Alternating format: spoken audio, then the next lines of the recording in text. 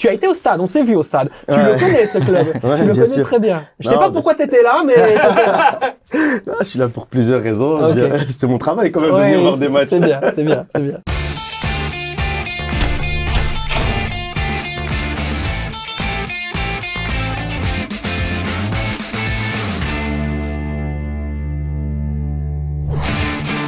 Parler ballon sérieusement sans se prendre au sérieux, c'est toujours mieux. Bienvenue dans un nouvel épisode du Clubhouse Football Time. Comme d'habitude, chaque mardi, c'est un bonheur d'être en votre compagnie avec évidemment des chroniqueurs aussi piquants que délicieux. Il était à ma diagonale il y a de cela une semaine, il est en face de moi aujourd'hui. QTNSLN International. Quentin, comment ça va? Ça va très très bien. Avec 2 journées de championnat depuis la dernière émission, ça peut qu'aller bien. Le championnat qui a relancé 3 équipes en un point, c'est ce qu'on espérait pour le suspense. Donc c'est top. Ouais, c'est ça. Ton bloc-notes est bien complet. C'est-à-dire que t'as déjà bien noté, quoi. Tout est dans la tête. Tout est dans la tête. Magnifique. Cet homme a étudié. Il est prêt. Et à côté, il y en a un autre féru, évidemment, de Ligue 1, mais surtout de Pro League, pour lequel il travaille aujourd'hui. Bonjour, mon Thomas. Bonjour, vous allez bien? Très bien, très bien. Je suis content de votre présence. Ça me fait fort plaisir. Il a changé. Pourquoi j'ai changé? Ça y est, un monsieur travaille pour la Pro League. Maintenant, il vous voit. Ouais, c'est ça. C'est ça. Comment allez-vous? Il a jamais fait ça en 50 ans. Exactement, je ne dis rien. Désolé. Tu as fait quoi comme match cette semaine? Alors, j'ai fait, pour la petite histoire, j'ai fait 6 matchs en 8 jours. Donc, c'était assez costaud. J'ai fait Gand Malines, Brest Monaco, Lorient PSG, Paris Le Havre et pour terminer, Genk Bruges. Et bah dis donc, j'espère qu'on te rembourse tes frais de déplacement. Parce tout. Ah bah tant mieux. Petit hôtel, petit déjeuner, tout. Il est à la bien, c'est magnifique. Parfait, donc t'es en forme pour démarrer l'émission, mon Thomas. J'ai pris du repos hier, donc ouais, je suis au taquet. Allez, magnifique. Et puis forcément, on va vous présenter notre invité chaque semaine, un nouvel invité. Et cette fois-ci, il est extrêmement spécial et surtout, il contient à l'intérieur une histoire extrêmement intéressante. Celle qu'on va vous conter aujourd'hui, c'est celle de la RAL, la Louvière, évidemment, champion de National 1. Forcément monté en Challenger Pro League. C'est un club qui réalise tout simplement une saison extraordinaire. Ce club qui renaît en 2017, cette saison, eh bien, a tout simplement signé la meilleure attaque, la meilleure défense, le plus grand nombre de matchs sans encaisser de but. C'est absolument incroyable ce que réalise la RAL, la Louvière. Et évidemment, il méritait une émission à part entière. On a reçu le directeur technique, conseiller du fondateur, président Salvatore Kuraba. Eh bien, aujourd'hui, on reçoit le directeur sportif, David Verwilchen. Je l'ai bien dit ou pas? Très bien. Merci beaucoup, merci pour l'invitation. Comment ça va? Moi, ça va très bien. J'aime toujours parler de football. Alors, on m'a dit qu'on parlait de football ici sans se prendre la tête. Alors je suis venu. Hein. Bah oui, j'ai vu la porte ouverte, je suis venu. Mais c'est très bien. Et puis c'est extraordinaire parce que tu as un parcours aussi qui est assez dingue. Tu as fait des études d'ingénieur. T'es passé par le monde des agences, ça on y reviendra. Et aujourd'hui, tu es directeur sportif d'une structure qui se veut quelque part, qui s'est construit comme une coopérative. Donc, on voit pas souvent ça. Voilà, la dernière fois que j'ai vu ça ou que j'ai entendu parler de ça, c'est dans une série. C'est dans la série La Fièvre sur Canal+. Donc, t'imagines, on est dans de la fiction. Vous avez réussi à transformer la fiction en réalité. Et toi, tu t'es installé dans un rôle de directeur sportif.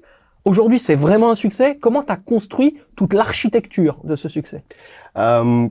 L'architecture, c'est un bon mot et construction, c'est un bon mot aussi. Je vais pas dire que j'ai tout construit, on peut pas dire ça évidemment parce que je pense que si on fait le parallèle avec une construction, avec l'architecture, avec un immeuble, bah il y a différents étages qu'il faut construire. Et on a commencé d'abord par la structure en soi, la structure, les valeurs du club.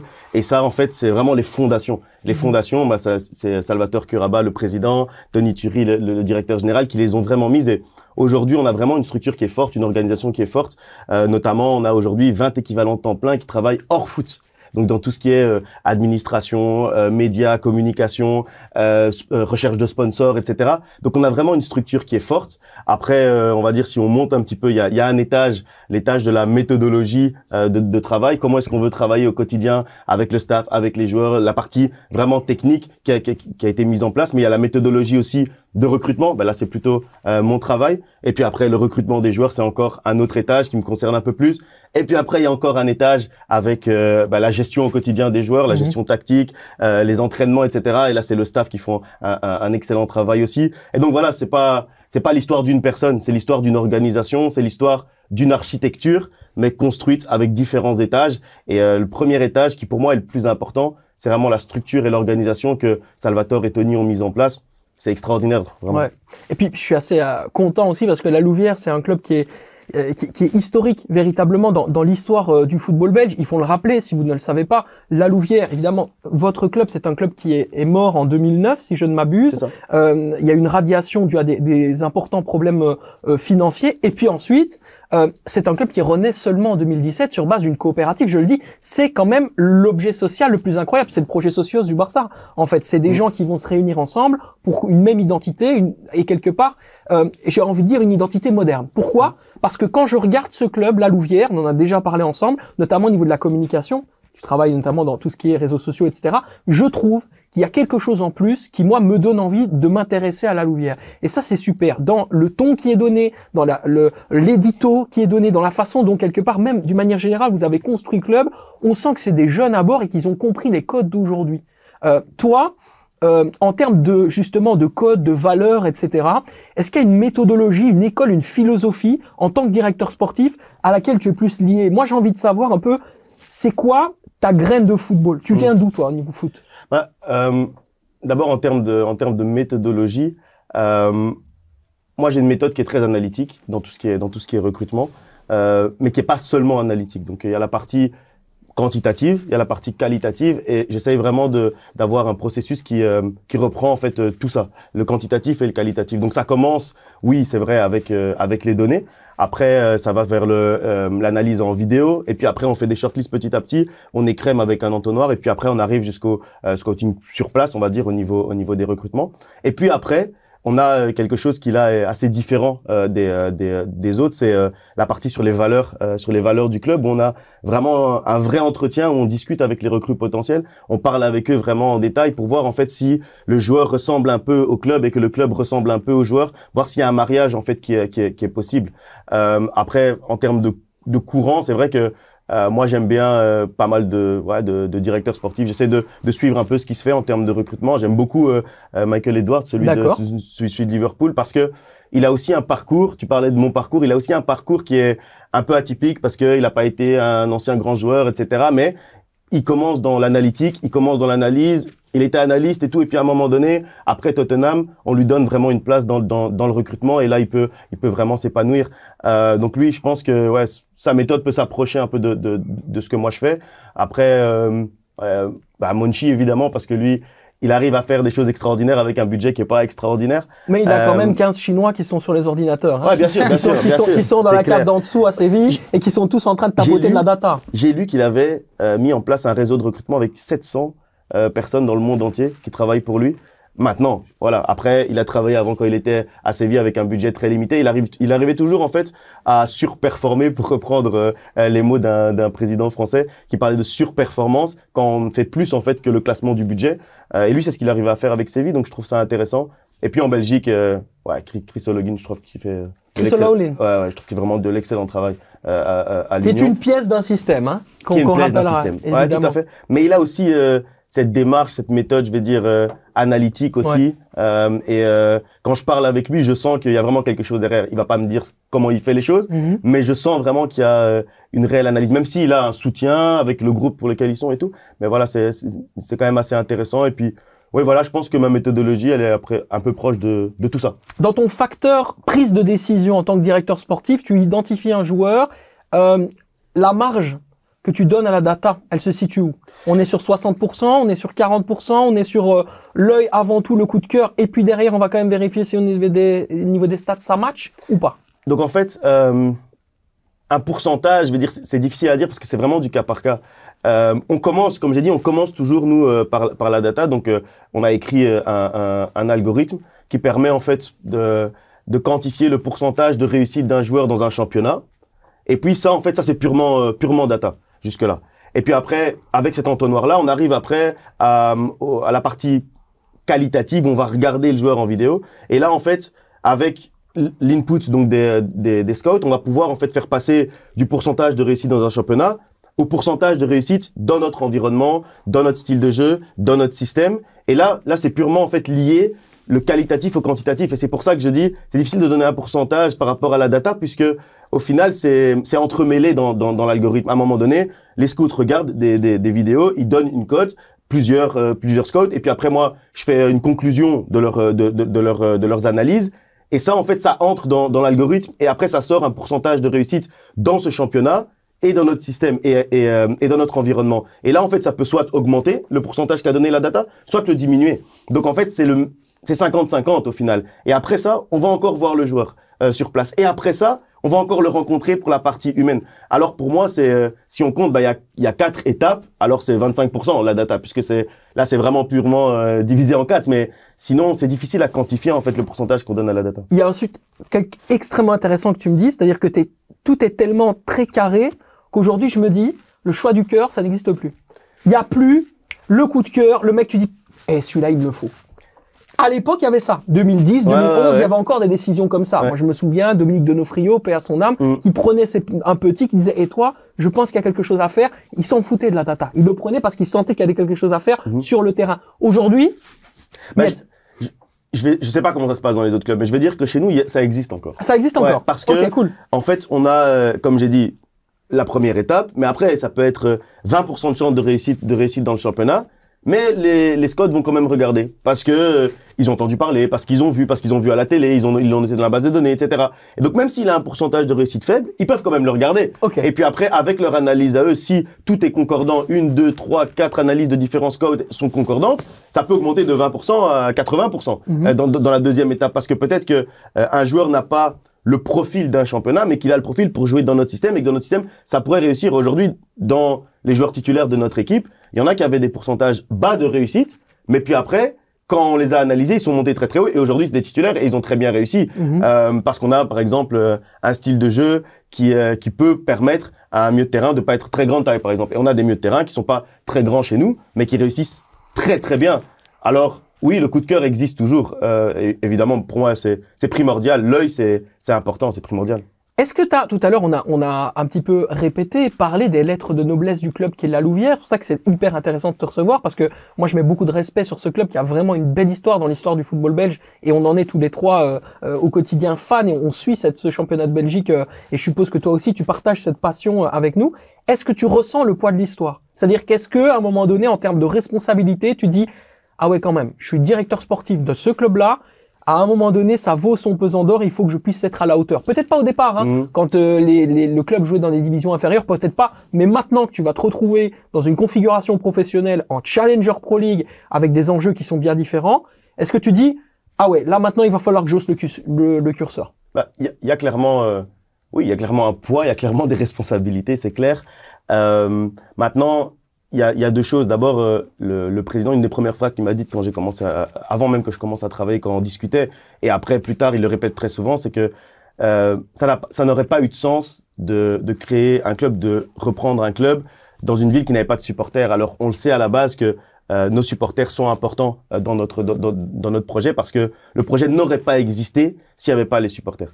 Donc ça c'est la première chose. Ça n'aurait eu aucun sens, et il l'aurait pas fait. Il le dit toujours. Il dit, moi je me serais jamais lancé dans un projet comme ça s'il n'y avait pas une base de supporters. C'est impossible. Et il cite souvent des clubs. Je vais pas les citer, mais il cite tel club. Pour moi, jamais j'aurais fait ça, parce que pour moi ça n'a pas de sens. Ça c'est la première chose. Donc on le sait à la base qu'on a cette responsabilité là. Et puis quand on parle des valeurs du club, dans les valeurs du club, il y a clairement la responsabilité. Bon, il y a d'autres valeurs qui nous caractérisent un peu moins, même si, parce qu'elles sont moins spécifiques à nous, comme par exemple le respect. 95% des clubs vont dire le respect fait partie des valeurs. Mais nous, la responsabilité, ça c'est quelque chose d'à part. Un club qui dit que la direction, le staff, les joueurs, on veut des gens qui sont capables de prendre leurs responsabilités sur le terrain, pour ceux qui sont sur le terrain, mais aussi en dehors du terrain. C'est-à-dire, on fait une erreur, on assume qu'on a fait une erreur, on prend nos responsabilités, et on présente les choses telles qu'elles sont en fait. Et nous, on est dans la transparence, on n'a pas de problème à dire en conférence de presse de début de saison ou de fin de saison, de dire ok, on trouve qu'on a fait des erreurs sur tel point. Moi, je peux prendre la parole et dire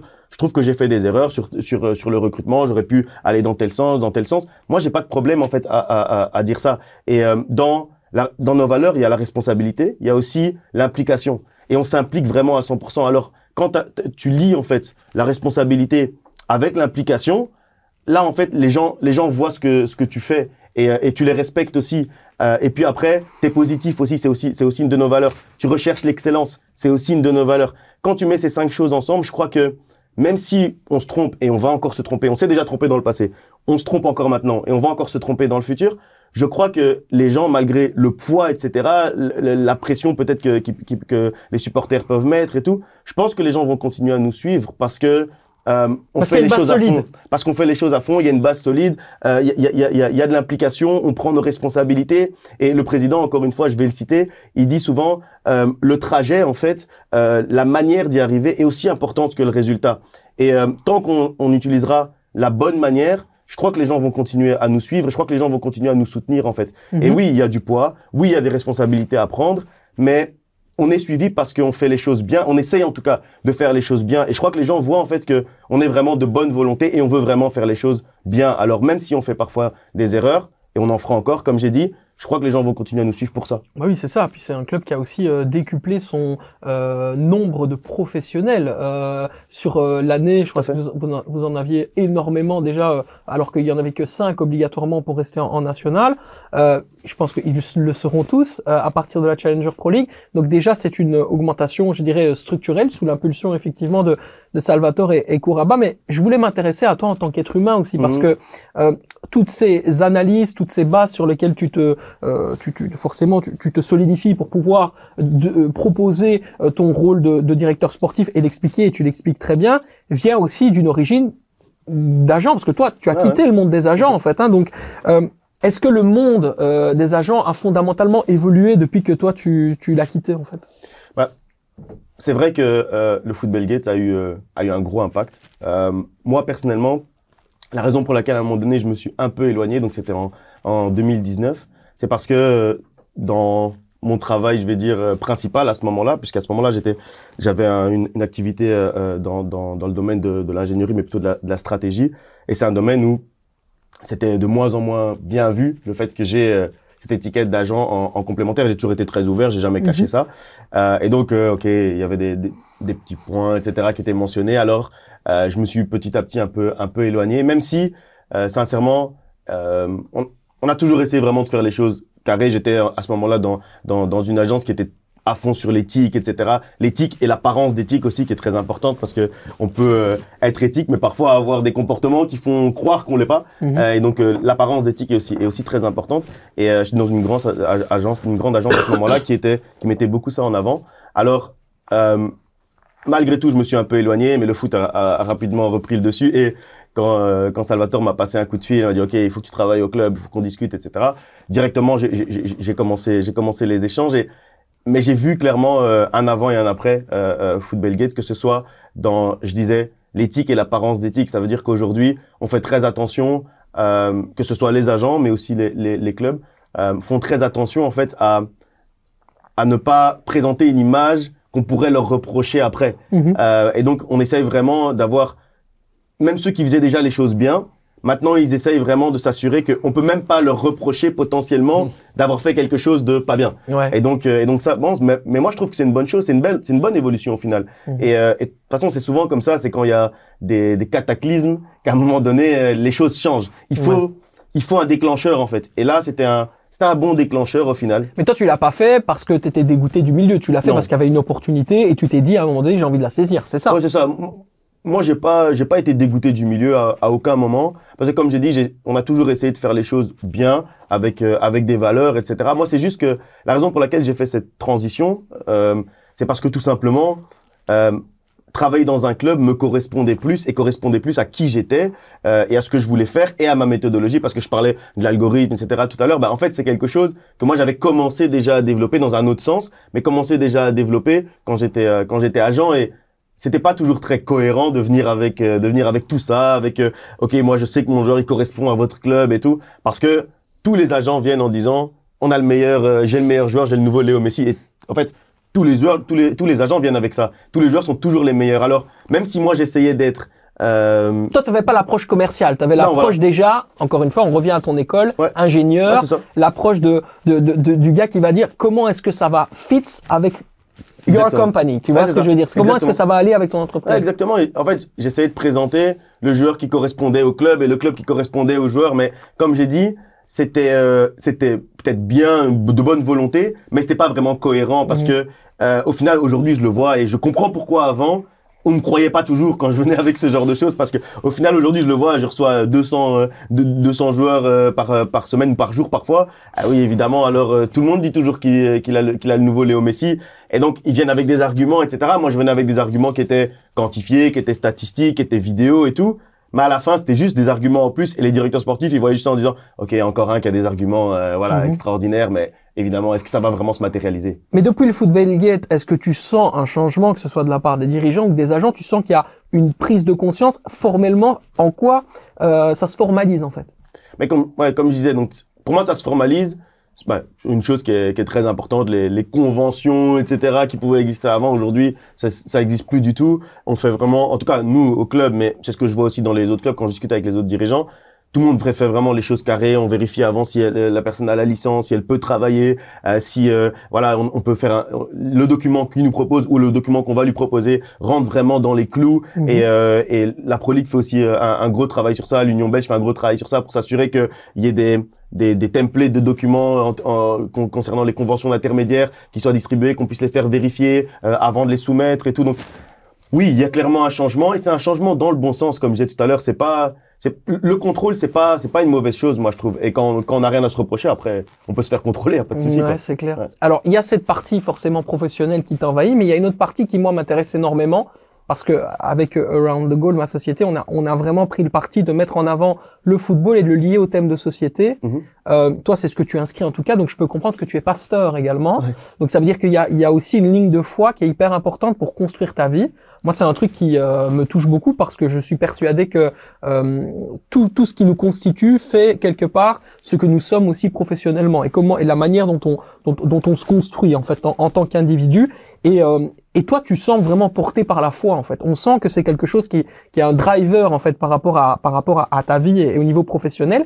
Est-ce que, justement, il y a un lien de cause à effet entre est-ce que tu es d'accord avec moi? Est-ce que tu as le même prix de parti que moi en disant, OK, ma vie professionnelle, elle est comme ça parce que quelque part, spirituellement, je me suis aussi élevé d'une autre manière?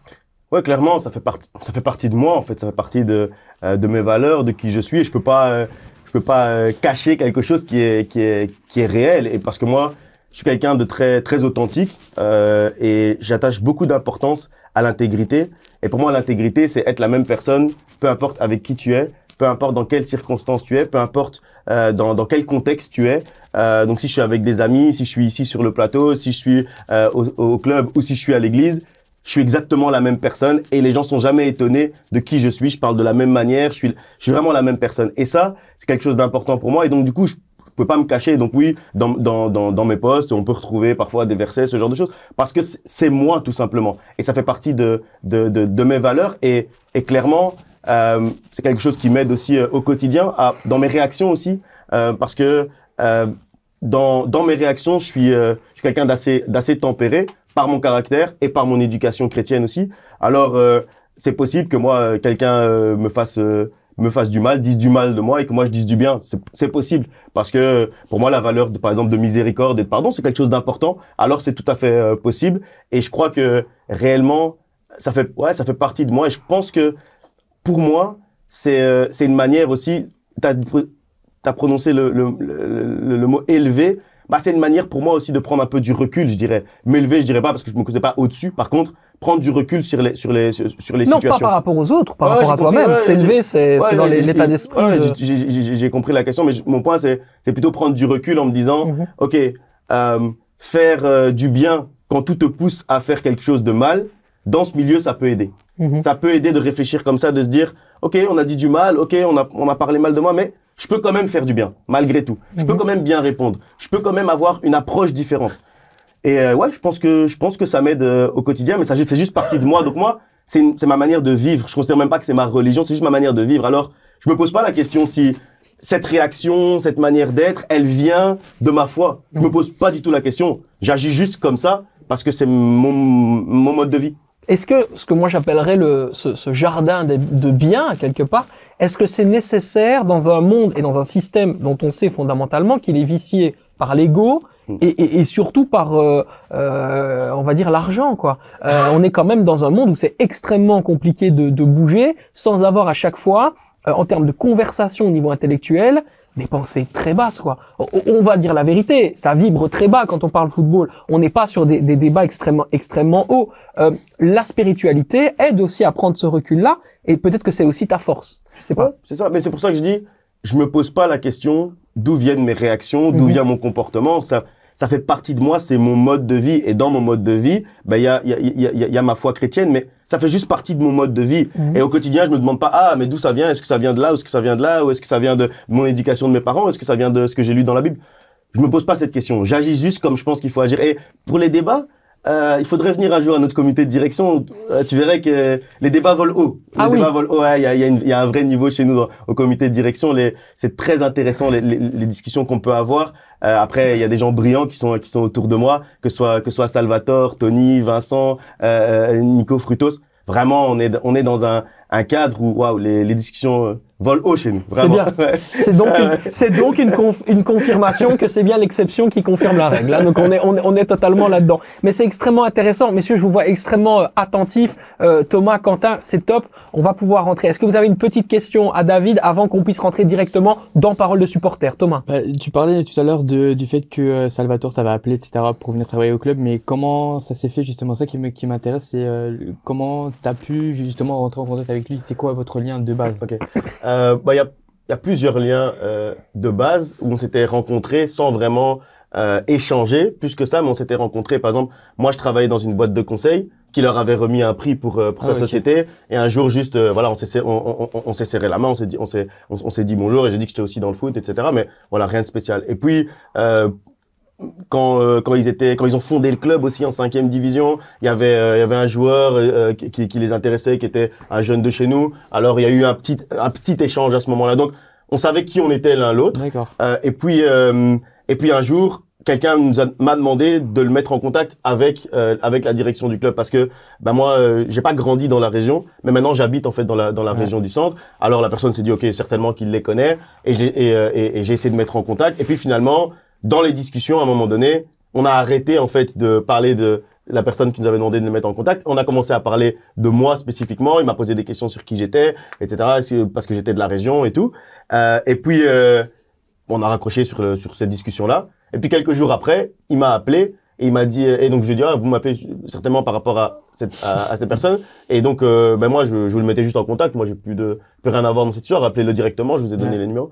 Il a dit, non, je t'appelle pour toi parce que, et c'est là qu'il m'a dit, j'aimerais bien que tu travailles pour nous. Faut que tu fasses quelque chose pour nous parce que ton profil m'intéresse, parce que ce que tu as fait dans le football avant m'intéresse, la manière dont tu travaillais m'intéresse. Alors viens un peu m'expliquer ce que tu fais, viens un peu me montrer, parce que il avait entendu parler du coup et j'en avais parlé aussi dans la première discussion de ma méthodologie, du logiciel, de la base de données logicielle que j'avais créée, etc.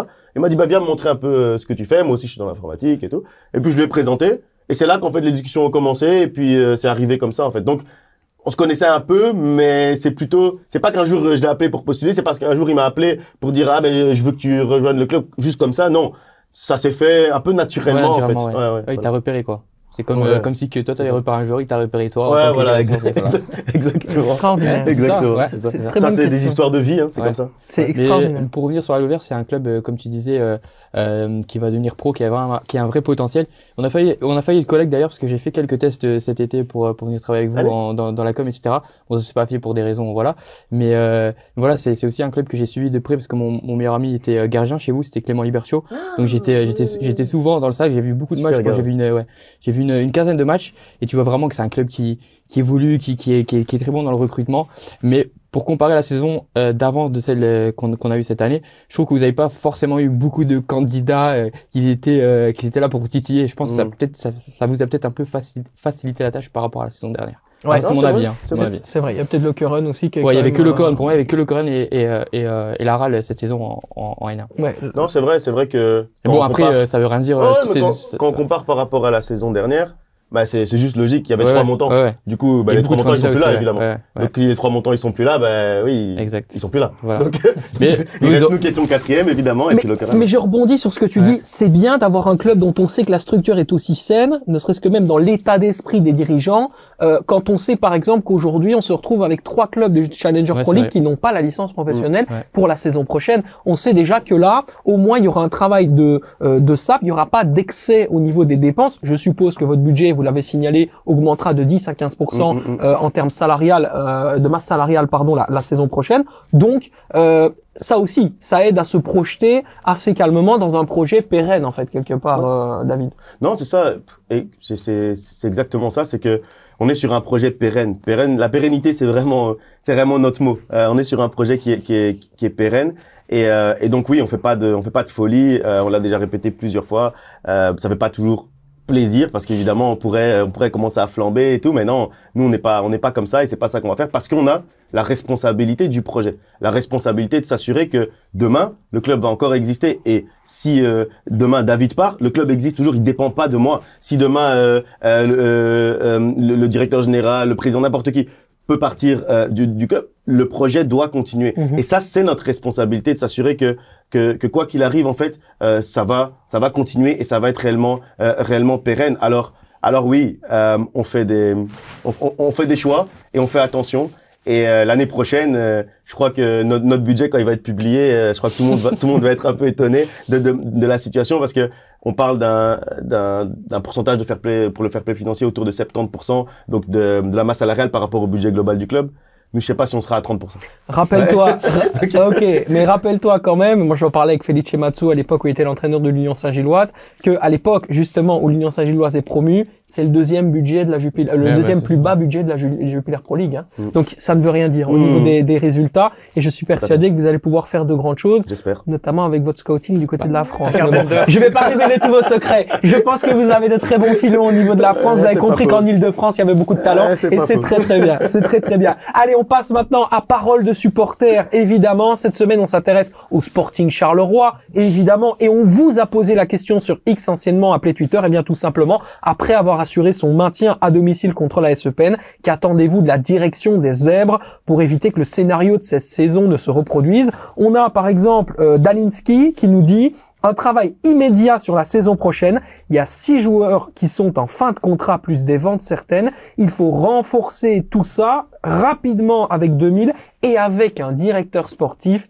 qui n'aura pas Mehdi Bayad dans les pattes, Quentin. Ouais, je pense que ça va être compliqué. Ça va être une grosse année de transition pour Charleroi. C'est comme il le disait, il va y avoir énormément de départs. On parle déjà de Kofi, qui est la base, qui est le gardien. Après, on a dans le milieu un Zorgan, il y aura puis il Maritra. Il y a beaucoup de joueurs qui vont partir. Il y avait des joueurs de prêt. Donc, je pense qu'il va falloir énormément travailler. Je pense qu'ils ont besoin de stabilité, surtout. Et c'est là que ça va être dur. C'est essayer de trouver vraiment un 11 solide. Parce qu'ici, ça a changé beaucoup cette année. Bon, ils ont eu des blessures. Ça n'aide pas. Mais avoir un 11 solide et avoir, allez, je vais pas dire beaucoup de remplaçants, mais avoir quelques remplaçants qui ont aussi cette capacité d'être titulaire pour mettre de la concurrence, que la concurrence permet d'élever le niveau des joueurs. Mais je trouve avoir une stabilité, c'est ce qui va manquer à Charleroi. Et quand on sait tous les joueurs qui vont partir, ça va pas être facile, il va y avoir du boulot, je pense. Thomas Nenivi nous parle d'une saison digne de ses play-offs, ou plutôt de ses play-downs, et signer un vrai numéro 9, c'est ce qui manque au Sporting selon moi, dit-il. Mis à part l'erreur de Kofi, rien à dire sur ce match, comme quoi un bon coach fait la différence. Bravo les Zèbres, we are Charleroi. C'est vrai, c'est un vrai numéro 9 qui manque à cette équipe. Tout à fait, même si pour moi je pense qu'il y en a quand même au moins un, voire deux dans ce noyau-là, sauf que pour l'instant ça ne fonctionne pas. Je pense qu'il y a encore un temps d'adaptation qui doit être fait, mais ce qui est très important du côté de Charleroi, c'est justement de trouver cette stabilité dont tu parlais, et je pense qu'avec Rick 2000 ils l'ont trouvé, parce que c'est vraiment un très bon coach, et ça démarre là en fait. Là ils ont Rick 2000, et je pense que la saison prochaine ce sera très bien, et parce que je reste aussi persuadé que le noyau actuel du Sporting Charleroi, il est nettement au-dessus du statut qu'ils ont aujourd'hui. Malheureusement ça n'a pas marché cette saison, mais je suis convaincu que les joueurs qu'ils ont dans le noyau, ils auraient pu faire quelque chose de bien. Et puis on a Étienne Bertrand qui nous dit qu'elle achète, les Zèbres évidemment, que la direction achète à Shrafdari. C'est vrai. Il est fort. C'est un sacré niveau quand même. Hein. On sent l'international qui a fait une belle Coupe du Monde 2022 avec le Maroc. Mais ils ont un bon noyau. Moi je suis d'accord avec toi. Franchement, ils ont un bon noyau et leur noyau ne reflète pas, enfin la position qu'ils ont ne reflète pas le noyau. Et je crois que vraiment, moi je crois que ils ont la recette et ils vont pouvoir se réinventer parce que ils sont assez intelligents pour se réinventer. Et s'ils doivent changer certaines choses, je crois qu'ils sont assez intelligents pour le faire. Mais ils ont déjà un bon noyau, ils ont déjà une bonne base, mais il y aura beaucoup de changements. Comme tu dis, il y a quand même pas mal de joueurs qui vont partir. Alors faudra bien travailler, mais ils l'ont déjà fait dans le passé, alors pourquoi ils le feraient pas maintenant? Et je trouve qu'ils ont déjà bien travaillé aussi lors du mercato d'hiver. Ils ont très bien en ayant cherché en Petris et Camara, c'est déjà deux bons joueurs. je pense qu'il prépare déjà, et Dari aussi d'ailleurs. Bon, après, on sait pas s'il va rester, mais ça a été des très bons transferts cet hiver. Ça va libérer aussi, je dirais, certains joueurs qui étaient importants, qui parfois pouvaient être des poids, ou en tout cas dont, je dirais, la présence dans le vestiaire était parfois forte, et peut-être permettre à d'autres de s'émanciper, ou en tout cas de devenir un peu plus importants. Je pense notamment à Marco. Marco, il est très fort, il prend beaucoup de place, il est très respecté, c'est un homme de main, c'est un gars qui va rester dans la tête de tout le monde. Il arrive en fin de contrat lui aussi, il va être remplacé. Il y a d'autres personnes qui vont devoir prendre cette responsabilité-là. Peut-être que ça peut donner, par exemple, je pense comme ça, un Dan Heymans dans un poste de numéro 10, plus de côté resplendissant dans le jeu en tant que numéro 10, qui puisse prendre un peu plus d'épaisseur aussi. Voilà, il y a aussi des idées comme ça qui peuvent être intéressantes et qui vont permettre à d'autres de se mettre en avant, en fait. C'est ça, David? Non, c'est ça. Enfin, c'est toujours comme ça. En fait, le football, c'est des cycles. Alors, peut-être que là, certains joueurs sont à la fin d'un cycle, comme tu l'as mentionné tout à l'heure, et d'autres doivent prendre le relais. Et moi, je trouve aussi, après, il faut avoir suivi l'ANA pour le savoir, mais les U23 de Charleroi font vraiment un bon championnat. Ils terminent 3e.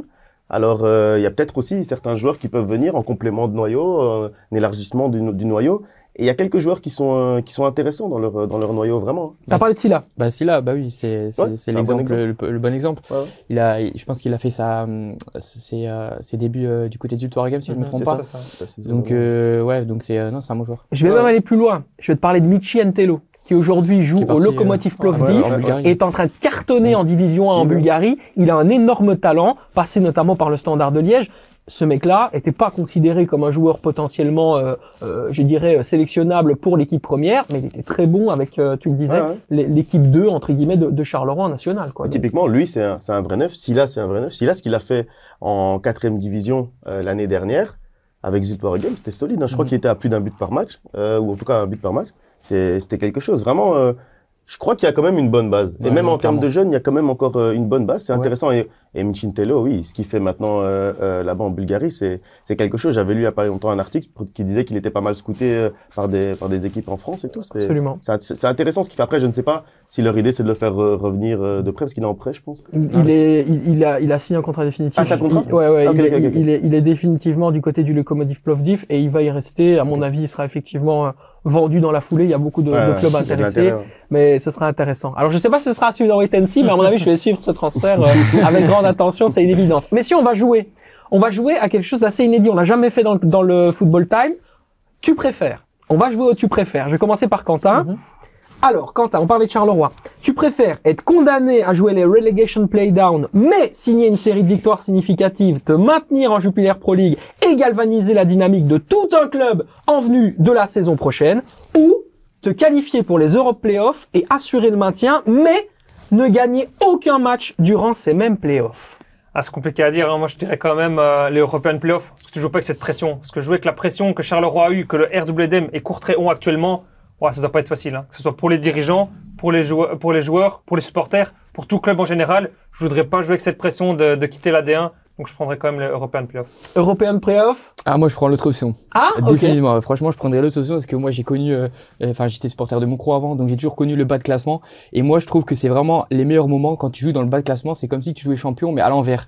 Vraiment, t'as cette pression, t'as cette passion, cette envie. Enfin, t'as ce stress, en fait. Et moi, j'ai besoin de ce stress en tant que supporter pour vibrer. Et, quand on voit la saison du Standard actuellement, en Europe, en Champions Europe, pardon, bah, tu te fais chier, en fait. On va dire les termes, c'est nul. Les Charleroi, eux, au moins, ils prennent plaisir, mais maintenant, à cause de Courtrai ou de Penn. Oui, bah, Courtrai, je le suis de près parce que j'habite dans cette ville-là. Donc, je comprends, je le suis encore. J'ai regardé RWDM Courtrai, j'étais à fond pour Courtrai parce que, voilà, j'aimerais bien qu'il reste. Mais justement, il y a une vraie passion, il y a un vrai truc là. Le Standard, ils ont joué les playoffs, ils ont fait quoi, en fait? Enfin, c'est nul. Moi, je trouve qu'il faut une passion et un stress. Moi, j'aime le stress. Je suis assez d'accord avec toi, effectivement. David n'est pas d'accord, par contre. Non, moi, je suis un dirigeant de club. Moi, le club doit se sauver le plus tôt possible. Et le plus tôt possible, entre Charleroi et le Standard, c'est le Standard. Alors, moi, je prends d'office la solution du Standard, l'option du Standard. Et puis, jouer avec cette pression. Et puis, en plus, je ne sais pas si ça relance vraiment un engouement, etc. Parce que, si c'est un club qui était destiné à jouer les dernières places et qui se sauve, comme t'as cité le cas de Moucron, là c'est quelque chose. peut-être qu'il peut relancer un peu un engouement et qu'il peut faire OK, on joue le titre main à l'envers. Mais Charleroi n'était pas destiné à ça. Non, clairement. Charleroi était destiné à jouer entre les 8, les 10 premières places. Alors déjà le fait de jouer les relegation playoffs, c'est déjà un échec en soi. Et après, même si tu te sauves, c'est une demi-réussite et même un quart de réussite, quoi. Je crois pas que les supporters se disent « Ah, super, l'engouement est reparti pour l'année prochaine, on s'est sauvé ». J'ai pas l'impression. Ils sont plus inquiets. C'est plus de l'inquiétude et c'est plus une pression supplémentaire de dire « On veut pas revivre la même saison, alors moi je choisis définitivement le standard ». Et en plus de ça, tu peux faire quelques essais aussi quand t'es en European Playoff, alors que quand t'es dans le maintien, tu peux faire aucun essai. Tu vois, c'est chaque point compte, chaque seconde compte. Alors je préfère être dans le cadre du standard qui peut faire des essais maintenant avec Epolo par exemple. Voilà, c'est bien, c'est une bonne chose. Tu parlais du standard justement, on va directement mettre les pieds dans le plat. C'est les moments forts de la semaine, évidemment les amis. Après avoir échappé de justesse au play-down, on l'a dit, le Standard de Liège qui reste sur 6 matchs sans victoire, 5 matchs nuls, 1 défaite, a-t-il réussi à faire pire que la saison dernière, Quentin? Oui, bien sûr. Parce que la saison dernière, faut pas oublier qu'à la phase classique, dans les toutes dernières journées, ils pouvaient encore atteindre les playoffs 1. Ici, dans les dernières journées, ils essaient plus de se sauver qu'autre chose. Donc déjà, à ce moment-là, rien que dans la phase classique, l'année dernière était déjà meilleure que cette année-ci. Et après, quand tu vois les European Playoffs, que tu vois qu'on s'enfonce encore plus dans la crise 7-7-7. Attends, je vais faire une petite confidence. On a un groupe ensemble. Et il m'a dit, bon, je crois que mon carnet de notes, il est complètement complet. On va faire 1 heure juste sur le standard après le match contre Saint-Tron. Parce qu'il y a encore tellement de choses à dire sur le match qu'il y a eu contre Saint-Tron. Et il y a tellement de choses qui vont pas. Et on a vu la réalité, on va en parler sûrement après, mais avec l'histoire du penalty entre Kanga et Yeboah, ça doit pas arriver. Et c'est là que tu sens qu'il y a un gros problème au niveau de la mentalité des joueurs. Mais je parlerai aussi au niveau de leadership, parce que ça doit jamais arriver. Il doit avoir un capitaine qui doit porter ses balles, qui doit dire « Oh mon grand, là, il y en a un qui est mis numéro 1 pour tirer penalty, c'est lui qui tire, et basta. C'est pas toi qui tires, tu fais pas tes gamineries là, tu représentes le club du Standard de Liège, tu représentes une entité, tu représentes un club, tu as des responsabilités aussi, et là, il y a des gros problèmes. » Est-ce que c'est symbolique de la situation générale? Parce qu'on va en parler directement, on va rentrer encore une fois dans les pieds dans le plat. Ce comportement de Kelvin Yeboah, qui force Wilfried Kanga à lui donner le penalty, qui est finalement d'ailleurs annulé en fin de match, c'est une honte pour l'image du club, Thomas. Mais carrément, mais ça veut tout dire, justement, Yeboah, il vient d'où? Il vient de la Genoa. Est-ce que c'est un joueur du Standard ou est-ce qu'il est prêté? Je pense qu'il est prêté avec option d'achat. Est-ce qu'il est venu pour jouer pour le Standard ou est-ce qu'il est venu pour jouer pour lui? Est-ce qu'on joue à qui est, Thomas? Non, mais en fait, on a changé ce rôle, c'est moi le. Ah, ok, d'accord. Non, mais c'est pour te faire comprendre. Enfin, tu le sais de toute manière qu'il est venu jouer pour lui. Il vient pas pour le Standard et c'est bien là où le problème se situe, c'est que les joueurs actuels du Standard, c'est des joueurs qui ne viennent pas pour jouer pour le Standard, mais qui viennent jouer pour leur carrière personnelle. C'est ça, c'est stats. On aurait retenu quoi? Qu'il a raté un penalty. Dans les stats, on n'aurait pas retenu qu'il a raté 2 goals tout vide. C'est tout.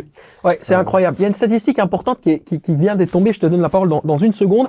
Le Standard a égalé son nombre de records de matchs nuls consécutifs au nombre de 5. La dernière fois que c'est arrivé, c'était la saison 2003-2004. Donc, c'est vous dire à quel point ça remonte. On est sur 20 ans, tout pile. Ça fait 20 ans que le Standard n'avait plus fait ça. C'est la décrépitude. Tu as été au stade, on s'est vu au stade. Tu le connais, ce club. Tu le connais très bien. Je sais pas pourquoi t'étais là, mais... Je suis là pour plusieurs raisons. Okay. C'est mon travail quand même de venir voir des matchs. C'est bien. Non, par rapport à la situation du Standard, c'est vrai que c'est une situation qui est pas facile. Après, c'est une nouvelle politique à mettre en place, c'est une nouvelle direction sportive à mettre en place, etc. Depuis que 7-7-7 est arrivé, c'est pas facile cette situation. Mon point, c'est juste que, ok, ils sont dans une situation difficile, mais la base n'était pas facile non plus d'arriver comme ça, etc. C'est quand même compliqué et je crois que ils sont en train de faire quelque chose, mais ça prend peut-être un peu plus de temps que prévu. Et comme c'est un club historique, il y a la pression dont on parlait tout à l'heure, et donc c'est pas facile. Maintenant, il faut continuer à travailler, mais peut-être. Ouais, c'est vrai que peut-être les prêts, c'est peut-être pas les meilleures solutions. Et puis, moi, on en parlait un peu en off. Peut-être que la situation, je sais pas si elle va s'améliorer par rapport à leur position dans le groupe 7-7-7. Parce qu'avec la réussite du Red Star, qui fait aussi partie du même groupe, qui arrive maintenant en Ligue 2, ça veut dire que les profils qui peuvent être bien pour la D1A et pour la Ligue 2, ils commencent à se rapprocher de plus en plus. C'est aussi des francophones peut-être qui vont rechercher. Alors, je sais pas comment ça va se placer en termes de position dans un groupe. C'est ça qui est toujours aussi un peu difficile.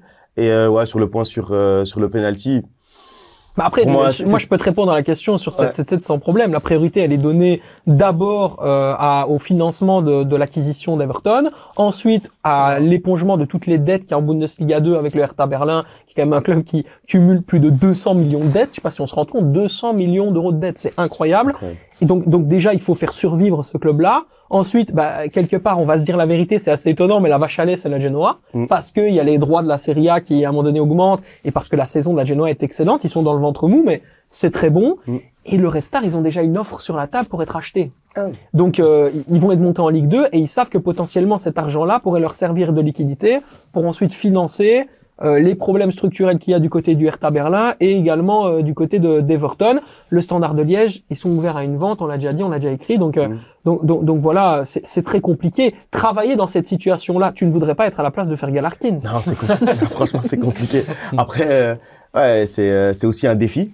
Et si on arrive à s'en sortir dans ce genre de situation, après, on montre aussi qu'on est solide. Donc, s'il arrive à mettre en place des choses qui leur permettent de sortir de cette situation, bah, il va montrer qu'il est solide et qu'il a les épaules pour gérer des situations comme ça, qui peuvent être des situations de crise et tout. Donc, c'est une opportunité. Il faut voir les choses comme un défi, une opportunité de bien travailler, de structurer, de mettre les choses en place. Et c'est comme ça qu'il doit voir les choses, je pense. Et je crois que c'est comme ça qu'il les voit. Mais il y a aussi le volet technique. Moi, il y a un homme qui m'a fait beaucoup de peine, vraiment, c'est William Balikwisha dans le match face à Saint-Tron. Je suis très triste de voir cet homme seul sur son île, seul dans sa capacité individuelle à faire des différences, à aller proposer des choses, à s'époumoner pour les autres, et on a l'impression qu'il a un temps d'avance, mais à chaque fois il court. C'est comme quand tu écoutes ton message vocal en x2 et les autres sont toujours en x1. Donc ça veut dire qu'il va 2 fois plus vite que les autres, mais les autres ils ne comprennent pas ce qu'il veut faire. Donc ils sont complètement pas du tout dans la même énergie et ce gars il navigue à vue en fait. C'est triste, hein. Ouais, c'est triste. Moi, c'est tout ce que je pense de lui, parce que j'arrête pas de le dire depuis des mois, comme quoi ce joueur a un niveau où il doit être titulaire. Il a un niveau exceptionnel pour la Jupiler Pro League. On se rend pas compte. Ok, peut-être que mentalement, au niveau du mindset, il faut encore le travailler, mais je pense que c'est ce joueur, tu dois le faire comprendre, t'es le meilleur. T'es mon joueur, t'es le meilleur. T'es pas, ouais, toi ton concurrence avec lui, ouais, non, c'est un joueur, je pense. Quand il rate une action, tu dois pas l'engueuler. Mais par contre, quand il fait une bonne action, là, tu dois le glorifier. Et c'est un joueur qui va être, mais plus fort même que ses capacités. Et il a des capacités incroyables. Quand on voit son coup de rein, ses gestes techniques, l'accélération, comme tu dis, les premiers mètres, le coup d'accélération, il a la balle, il a l'arrêt, il fait une accélération, mais le défenseur, il arrive jamais à le suivre. Et t'as besoin de ce joueur-là, justement, pour moi, dans un club comme le Standard en Jupiler Pro League, pour faire la différence. Tant que t'as pas ce joueur-là, t'arriveras pas à faire la différence. Et donc, ouais, après, il est entouré, mais il fait la différence et il fait le centre. Et le joueur, il a pas le temps de se rendre compte qu'il doit être là. Ouais. Donc ça, il y a un problème, mais ouais, pour moi, il doit partir du Standard. Il joue trop vite pour ses partenaires qui sont trop lents. Moi, je ne comprends que comme ça, Thomas, en fait. Bah oui, quand on compare sa saison de l'année dernière et celle d'aujourd'hui, ouais, c'est pas le même joueur. Mais après, ce qui m'interpelle, c'est que en début de saison, il n'était pas titulaire. Il a mis beaucoup de temps à sortir du noyau des jeunes du Standard avant de pouvoir jouer au haut niveau. Sous l'écho, il est pas toujours titulaire non plus. Donc c'est que quelque part, il y a quand même un problème, comme tu disais, peut-être dans son mindset, dans son comportement. Donc si pas tout colle, si pas tout colle, c'est pas français, mais tu parlais de mindset. Ouais. Il y en a un autre qui m'a un tantinet déçu. Je vais dire la vérité, je pense qu'on ne doit pas préjuger des jeunes joueurs. Tu en as parlé tout à l'heure, Mathieu Epolo. Voilà, il fait une première, on ne va pas le juger sur sa prestation technique. Là où moi je pense qu'il doit travailler, je pense qu'avec notamment ses conseillers, Jacques Sabiti que je connais assez bien, il va pouvoir travailler là-dessus. La discussion et la manière dont il répond en interview après le match, c'est pas nécessaire. Ouais, mais c'est pas nécessaire. Dans le fin fond, il a pas tort pour moi. Non, moi si. Attends, tu peux pas flinguer les supporters. Il flingue les supporters dans son interview. Il flingue les supporters où il dit les supporters sont pas assez présents. On a besoin des supporters et tout. Attends, excuse-moi, mais s'il y a bien des supporters présents à l'heure actuelle, vu la situation du club, c'est bien le Standard. Ils sont encore là, ils font les déplacements. Ok, pendant les 12 premières minutes, ils chantent pas parce que à leur droit, ils ont totalement raison, je trouve. Mais après, t'en entends que. Ici encore, tu les entendais encore. Ils perdaient, tu les entendais. Ils étaient là. Donc, ouais, franchement, je trouve que quand t'es jeune, t'as 17 ans, déjà, t'as ta chance de jouer au Standard de Liège à 17 ans en tant que gardien de but. Faut quand même le souligner. C'est incroyable. Je pense que, surtout au Standard de Liège, t'as besoin des supporters. On a déjà parlé de plusieurs invités qui notamment ont joué au Standard ou ont joué contre le Standard. Là-bas, c'est quelque chose. Les supporters, ça permet de te pousser. Et donc, je pense que sa première interview, dire que les supporters n'étaient pas assez présents, qu'ils ont besoin de chanter et qu'ils chantaient pas assez ou qu'ils étaient pas assez là. Moi, j'étais un peu étonné de ce discours, quoi. C'est un peu lunaire. Est-ce que tu crois qu'il peut reprendre le flambeau comme ça d'Arnaud Bodard dès la saison prochaine, Mathieu Epolo? Bon, en termes de communication, je suis d'accord que il y avait moyen de faire mieux. Dans son match, il y avait moyen de faire mieux aussi. C'est pas la meilleure première qu'on peut avoir. Il était un peu stressé, etc.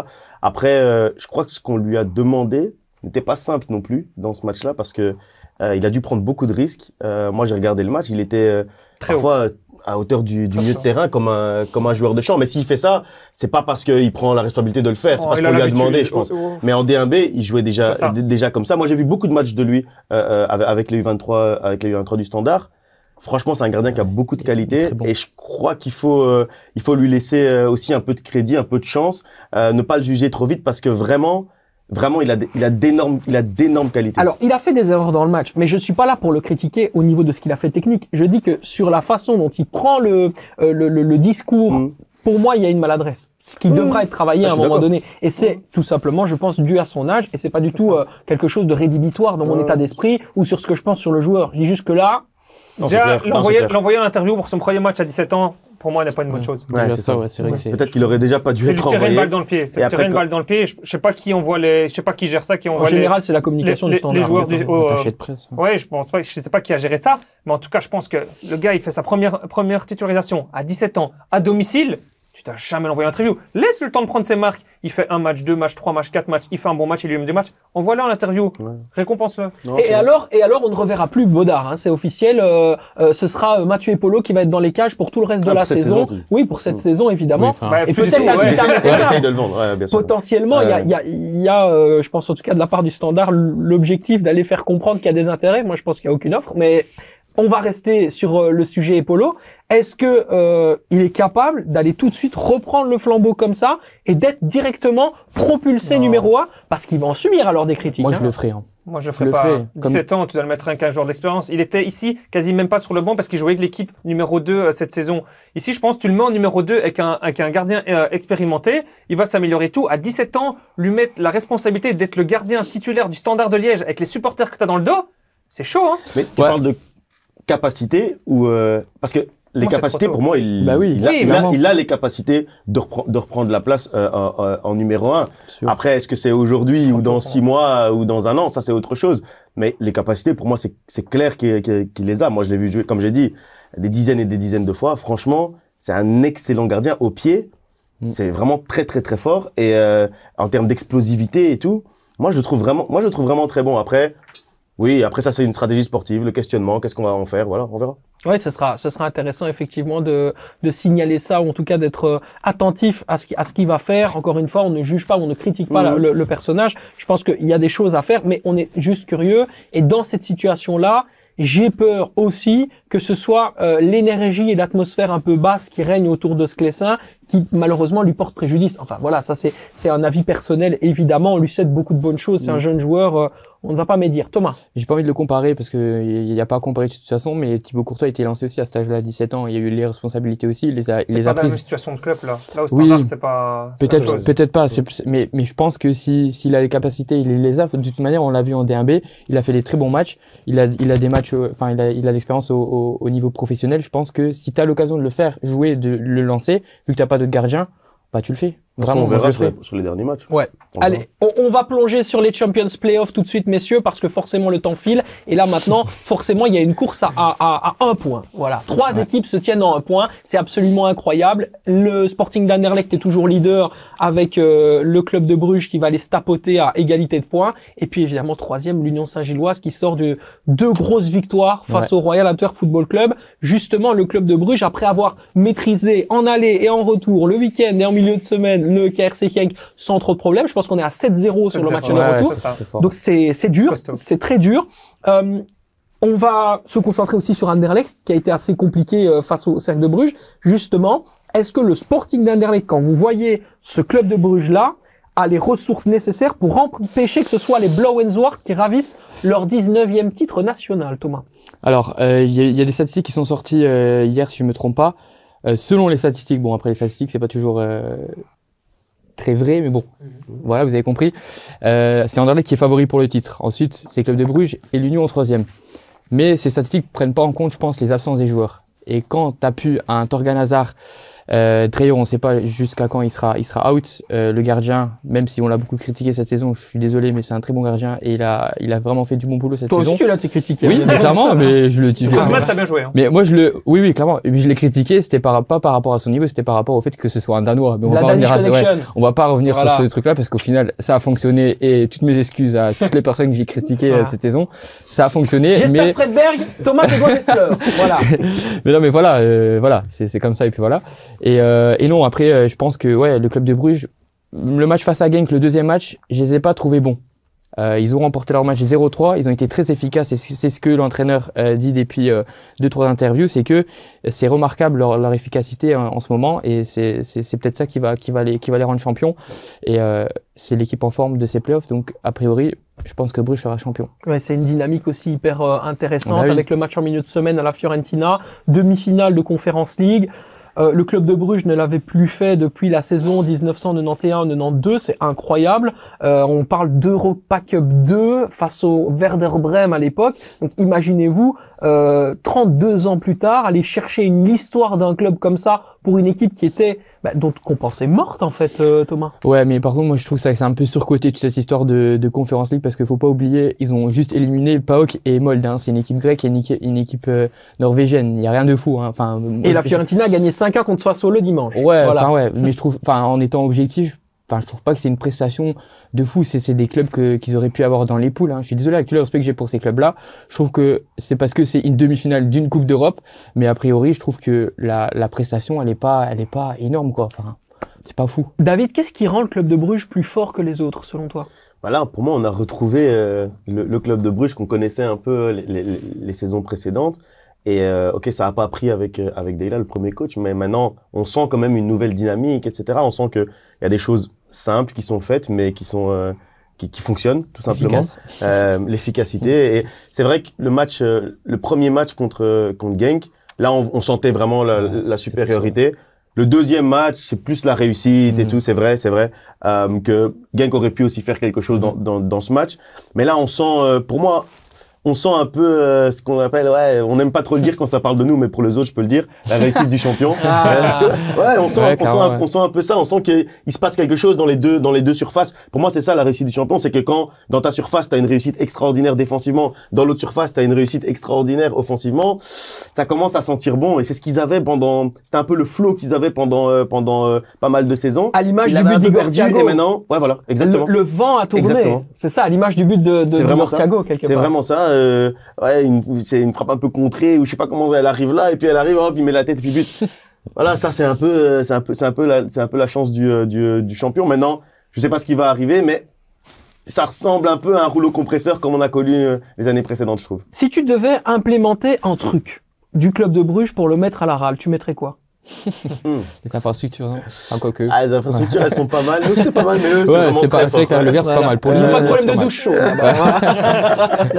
Non, mais sinon, le fait d'avoir pu avoir aussi cette réussite, mais qui continue d'année en année, en fait.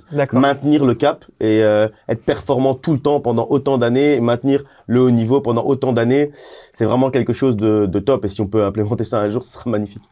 Quentin, on parle, mais on en parlait aussi la semaine dernière, on va revenir sur ce sujet, l'effet Nicky Hagen. 3 buts encaissés seulement depuis son arrivée, 7 victoires, 1 match nul sur les 8 matchs qu'il a entraînés. C'est dingue. C'est dingue. C'est dingue, franchement c'est dingue.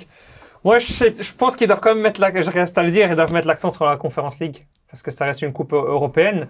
Et donc, à voir si ça va leur jouer des tours ou pas. Maintenant, attention que quand ils jouent après le retour de la Fiorentina, l'Union joue aussi en la finale de la coupe contre l'Antwerp le lendemain. Donc, ils auront même un jour de repos en plus que l'Union. Donc, je pense que là, le calendrier tombe assez bien pour eux aussi. Voilà. Et le club de Bruges qui jouera un mercredi à 18h45, alors qu'on a un magnifique Bayern Munich Real Madrid, ou plutôt Real Madrid Bayern Munich qui nous attendra à 21h. Trop bizarre. Bon, c'est vraiment très bizarre. Les calendriers parfois ça tue un peu l'engouement. Bah ouais, surtout qu'il y a plus que 2 matchs, donc je vois pas où ça coince, mais bon après ça c'est un autre débat ça. Il y a peut-être un G20 à Bruxelles, comme la dernière fois ils avaient fait pareil avec le club de la Gantoise contre le Maccabi Tel Aviv. Il y a la coupe le lendemain. La finale de la Coupe Union Antwerp le jeudi. Ah bah voilà, c'est peut-être une question de législation et de police. Ça peut jouer. En tout cas, c'est nul d'avoir mis la finale de la Coupe de Belgique en pleine semaine comme ça, alors que le championnat n'est pas fini. Ouais, mais que le championnat ne soit pas fini, parce que pour moi, ça peut un peu fausser, entre guillemets, le championnat, parce que l'Union joue un match en plus et tout. Enfin. On va y aller sur l'Union, on va y aller. Ouais. Je garde tes billes, justement, je voulais en parler. Après son double succès contre le Royal Antwerp Football Club, un Antwerp complètement apathique, ils sont malades. C'est bizarre, c'est trop bizarre. C'est une catastrophe ce qui est en train de se passer. L'Union Saint-Gilloise s'est complètement remobilisée dans la lutte pour le titre. Suffisant face à l'ogre brugeois ou pas, Thomas? Je pense que oui, ils ont pris la confiance. Puertas a retrouvé son niveau d'avant les playoffs. Amoura commence aussi à retrouver cette connexion avec Puertas, qui est très important parce que c'est vraiment la clé de cette union. Et défensivement aussi, parce qu'ils ont fait un bon match aussi avec le retour de McAllister qui fait du bien. Donc non, je pense que on avait peur pour l'Union. On avait dit qu'ils allaient craquer. Mais là, je retourne ma veste. Je pense je pense que ce sera Bruges ou l'Union. Anderlecht, non. Tu prendras une veste réversible la semaine prochaine, on fait comme ça? Ouais, après, on dit, les playoffs, c'est unpredictable, c'est imprévisible, donc, peut-être la semaine prochaine, j'irai que Genk sera champion. Enfin, c'est vrai. J'irai peut-être pas jusque-là, mais voilà, vous avez compris. C'est vrai que c'est incroyable ce qui se passe dans ces playoffs. La semaine dernière, on n'aurait pas eu du tout le même discours que cette semaine, surtout concernant l'Union Saint-Gilloise, qui est restée, on le rappelle, sur un 0/12. Ah ouais, non, clairement, c'est ce que l'Union est en train de faire, de revenir de cette manière-là, c'est vraiment top. Et je suis d'accord sur les points, c'est que le retour de McAllister a fait beaucoup de bien en défense. Et puis après, quand Puertas c'est bon, après toute l'équipe est bonne presque, parce que il est vraiment très très fort. Mais David, c'est très intéressant que tu pointes là-dessus. Bon, moi je pense que j'ai déjà été assez dithyrambique ces derniers jours sur Puertas, on va pas en arriver.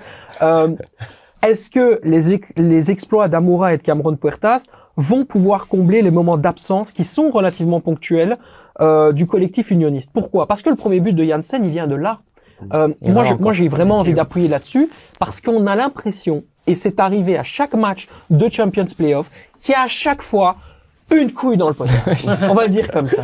C'est incroyable, hein? Ouais, il leur arrive souvent quelque chose. Maintenant, ils ont peut-être eu aussi cette période un peu de moins bien, et j'espère pour eux en tout cas qu'ils sont passés un peu au-dessus maintenant et qu'ils vont pouvoir relancer la machine. Mais c'est vrai que pendant 5 matchs, il s'est passé toujours un truc. Erreur individuelle de Anthony Maurice. Ouais. Là maintenant c'est Sadiki qui fait sa bourde. Je veux dire, à chaque fois il y a quelque chose. Et des joueurs qui sont pas habitués à ça aussi. Anthony Maurice, il n'est pas habitué à faire ce genre d'erreur. Mais là, ouais, il y avait toujours quelque chose. Mais j'espère pour eux en tout cas qu'ils ont dépassé cette période-là, cette saison, on va dire, cette ère dans la saison qui est un peu compliquée. J'espère qu'ils ont dépassé ça. Mais donc tu réponds pas à la question quand je te pose. Est-ce que Amoura et Puertas seront tellement forts qu'ils vont combler ces erreurs qui sont ponctuelles? Bah, en fait, c'est toujours compliqué parce que c'est une équipe qui doit être performante, c'est une équipe qui doit être championne. Donc dire est-ce que les exploits individuels peuvent combler des manquements individuels de l'autre côté? Sur certains matchs, oui, comme ce week-end, mais sur la durée, non. Il faut que tout le monde puisse être performant pour que l'équipe soit performante. Donc moi, je dirais non. Ok. Vous avez un avis là-dessus, Thomas? Bah, je dirais non aussi. Je suis d'accord avec lui. Il y a eu quand même pas mal de boulettes, comme on le disait. Il y a eu Maurice, il y a eu Sadiki, mais il y a eu aussi Terreau, il y a eu Van Hout aussi contre le Cercle de Bruges. Donc ça fait beaucoup. Mais je pense que ces 6 points-là, ça va vraiment leur faire du bien. Je l'ai ressenti aussi au niveau de l'ambiance après match. Les joueurs, ils sont hyper soudés. Je pensais qu'il y avait vraiment une cassure à un moment, mais tu sens que les joueurs, ils sont hyper soudés et tout. Franchement, je pense que ça leur fait du bien et ça va les remettre en course. Quentin, on le rappelle, 3 équipes se tiennent en 1 point. Le timing de la finale de la Coupe de Belgique, est-ce qu'elle peut porter préjudice justement aux jaunes et bleus dans la lutte pour le titre? Non, on l'a encore vu l'année dernière avec l'Antwerp qui avait fait la même chose avec la finale de la Coupe et au final qui a quand même été champion sur la dernière journée de championnat. Donc pour moi, non, ça va rien changer parce que Bruges joue aussi le milieu de semaine exactement. Et Anderlecht, pour moi, n'a pas le jeu pour rivaliser avec ces deux-là. Donc moi, ce sera entre Bruges et l'Union et les deux ont le match en milieu de semaine. Donc pour moi, ça change pas. Donc de toute façon, ce sera relativement équitable, quoi. Ce sera relativement fair sur l'Union. Ça m'inquiète quand même, ces problèmes défensifs. Je veux dire la vérité, quand on voit la façon dont le club de Bruges est en train de se redynamiser, là, ça me refait penser à cette époque où on disait que le club de Bruges était le Bayern Munich de Belgique. Hein. Ça me refait passer à cette énergie-là, parce qu'à Bruges, on a l'impression que quand ça va bien, tout va bien. Quand ça va mal, tout va mal. Tu vois ce que je veux dire? Il n'y a pas un peu comme à l'Union, des choses qui vont moins bien, mais derrière, t'es toujours sauvé par un Superman, qu'il soit algérien ou né à Lausanne. Tu vois ce que je veux dire? Il y a dans le chef de l'Union ce petit quelque chose de l'ordre de la magie. Club de Bruges, il n'y a pas de magie. Hein. Au Club de Bruges, c'est des monstres. Hein. Non. C'est des paracommandos. Hein. Ils arrivent, ils te roulent dessus, 3-0, merci, au revoir, bon week-end. Hein. C'est dur. C'est dur de faire face à ça quand on est l'Union et qu'on est parfois un peu gentillet. Est-ce que c'est pas cette naïveté, là, d'ailleurs, Thomas, qui va les porter un petit peu en difficulté? Peut-être. Après, j'espère que ça va pas se reproduire, enfin, qu'on va pas revoir les mêmes scénarios que la saison dernière. Ouais. Et la saison d'avant, si l'Union perd encore une fois face à Bruges, c'est chaud. Franchement, ce serait vraiment chaud pour eux. Mais moi, ce qui m'impressionne du côté de Bruges aussi, c'est qu'on n'en parle pas forcément parce qu'on s'en rend pas compte. Mais quand on regarde le banc de cette équipe, contre Genk, il y avait Jude Glass sur le banc, Skov-Olsen, Zinkernagel, Spillers. C'est fort, hein. Il y a Nilsson aussi, pardon. Donc et Mignolet surtout, il y a Mignolet aussi sur le banc. Et de Kuiper. Ouais, c'est une deuxième équipe, hein. On n'a pas connu ça depuis le banc du Standard, saison 2010-2011. Voilà. Ça date, hein. Ça date. J'ai envie de te faire sourire. Ça va tellement mal au Standard, mon allez, mon pote, allez. En tant que fan du Standard, il fallait faire un petit smile. Vous avez Périka maintenant, c'est bon. Désolé. J'aime bien pourtant. Allez, magnifique. On passe au crack et à la fraude. Évidemment, quels seront vos joueurs, en tout cas vos situations que vous souhaitez soit dépeindre, soit mettre en avant. Évidemment, on va commencer par toi d'ailleurs, mon Quentin. Ton crack ou ta fraude, tu peux choisir les deux également. Ouais, j'ai un crack. Je dirais Antoine Bernier de Charleroi. Je pense qu'il reprend un peu on va dire, de l'énergie avec Rick Demille sur ce côté droit excentré en mi-offensif droit. Et j'aime vraiment bien, et son goal fait du bien, notamment à Charleroi, son goal du 0-1.